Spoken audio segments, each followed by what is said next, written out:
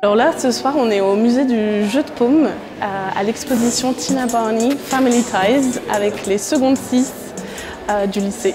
Alors, à la suite d'un stage EAC il y a 2 ans, j'avais eu l'occasion de venir au jeu de paume, où j'avais visité l'exposition. On avait été en contact avec les médiatrices culturelles qui nous avaient présenté les parcours qu'elles proposaient. Et il y avait un parcours qui m'avait bien tenté, c'était le parcours de médiation.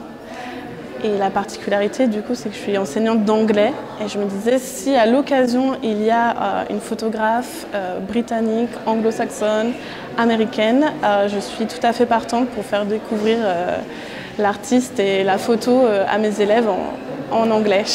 Vraiment les faire parler anglais le plus possible, les mettre en situation où ils sont obligés de parler anglais. Ce qui est super, c'est que Rachel, la médiatrice, est américaine. Donc en prime, on a eu une native qui est venue bosser avec nous sur le projet. Le titre de l'expo, donc Family Ties, ça rentrait tout à fait dans un axe de langue vivante en seconde. Et qui est donc les liens entre les différentes générations. Donc il y avait tout était aligné pour qu'on s'approprie l'expo. Pendant 6 semaines, on a été en contact avec les médiatrices du jeu de paume. On est venu visiter l'expo et aujourd'hui c'est le jour du rendu. Donc les élèves présentent l'expo en anglais et présentent un parcours de médiation. Ils sont chacun devant leur œuvre, leur photographie et ils la présentent au public. Alors on est les parents d'un élève de seconde qui est là et qui présente une des œuvres de l'exposition. Je trouve ça génialissime. Je trouve ça super que les élèves puissent déjà suivre un projet de bout en bout et puis d'aller jusqu'à présenter aux visiteurs du musée les œuvres qu'ils ont étudiées en cours. Et donc je trouve ça très chouette. Oui, pour mêler le plaisir et l'enseignement, je trouve que c'est le combo idéal pour les enfants. Super, hors des murs, je trouve ça super. On devrait avoir tellement de projets comme ça. Où on voit notre fils, il était vraiment heureux de participer à ce projet.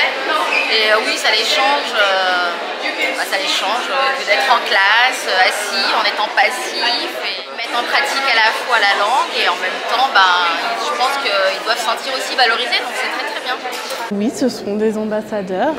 Ils ont un petit drapeau anglais autour du cou et ils sont tout à fait prêts à répondre aux questions en anglais des visiteurs. On est venu 3 fois, on a répété et aujourd'hui c'est le rendu final. Donc pendant 1 heure, ils sont opérationnels pour présenter leur œuvre d'art.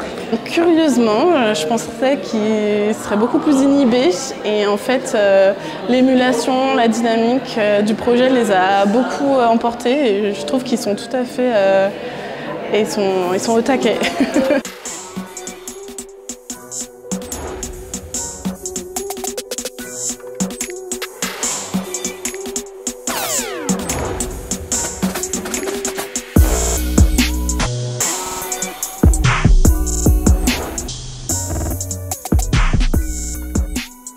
Alors je trouve que ces propositions d'ouverture culturelle, elles sont bénéfiques pour les professeurs. Pour moi, ça a été en tout cas une vraie respiration de visiter, découvrir des artistes, des lieux. Et en plus, ça m'a permis de prendre contact avec le musée du jeu de paume, de rencontrer en direct les médiatrices, donc d'avoir leur mail, de prendre un peu la température. Et finalement, 2 ans après, enfin, j'ai pu mettre à profit cette rencontre et je suis vraiment contente. N'hésitez pas à vous lancer dans des projets hors les murs, dans les musées. Profitez dès que vous avez l'occasion de sortir vos élèves et il faut oser les mettre en situation pour les faire parler anglais et pour leur faire découvrir plein de choses.